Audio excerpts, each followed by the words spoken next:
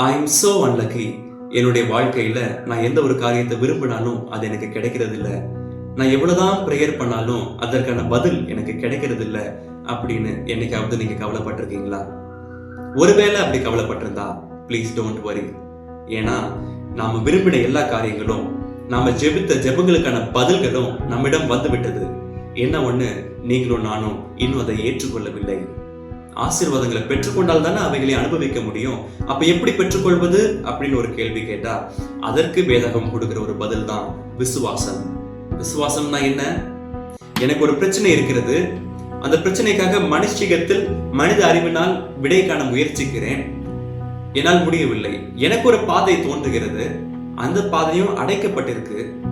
ஆனாலும் இந்த உலகத்தை படைத்த கர்த்தரால் என்னுடைய வாழ்க்கையில புதிய பாதைகளை உருவாக்க முடியும் அப்படின்னு நம்பணும்னா அதற்கு பேர் தான் விசுவாசம். அதை தான் தேவன் நம்மிடம் எதிர்பார்க்கிறார். நாம் அதை கற்றுக்கொள்ள வேண்டும் என்று சொல்லி அவர் விரும்புகிறார். உதாரணமா பாத்தீங்கன்னா, வேதத்துல இஸ்ரவேல் மக்கள் ஒரு இடத்துல அடிமைகளாக இருப்பாங்க. கர்த்தர் அவருடைய வேதனையை பார்த்து மனஸ்தாபப்பட்டு வாக்குத்தத்தம் பண்ணி ஒரு சுதந்திரமான ஒரு தேசத்திற்கு அழைத்து செல்வார். ஏறக்குறைய அந்த சுதந்திரமான தேசத்தை நெருங்கிடுவாங்க. கொஞ்ச தூரத்துல தான் அந்த ஆசீர்வாதம் இருக்கும், அவங்களுக்கு முன்னாடியே தான் இருக்கும்.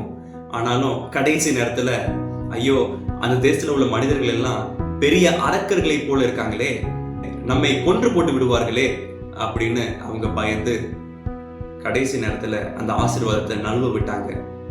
நடந்தது என்ன? 11 நாட்கள்ல அந்த தேசத்திற்கு அவங்க போயிருக்கலாம்.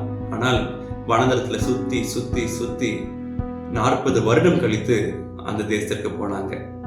இன்னைக்கு உங்களுடைய என்னுடைய வாழ்வுல நம்ம படுற வேதனைகளை ஆண்டவர் பார்க்கிறார், மனஸ்தாபப்படுகிறார், பல ஆசீர்வாதங்களை கட்டளையிடுகிறார்.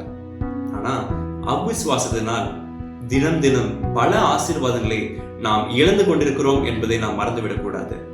ஆகையால் எனக்கு ஆசீர்வாதங்களே இல்லை என்று இனி நாம் சொல்லாமல், என் தேவனால் ஆகாத காரியம் ஒன்றுமில்லை என்று சொல்ல பழகுவோம்.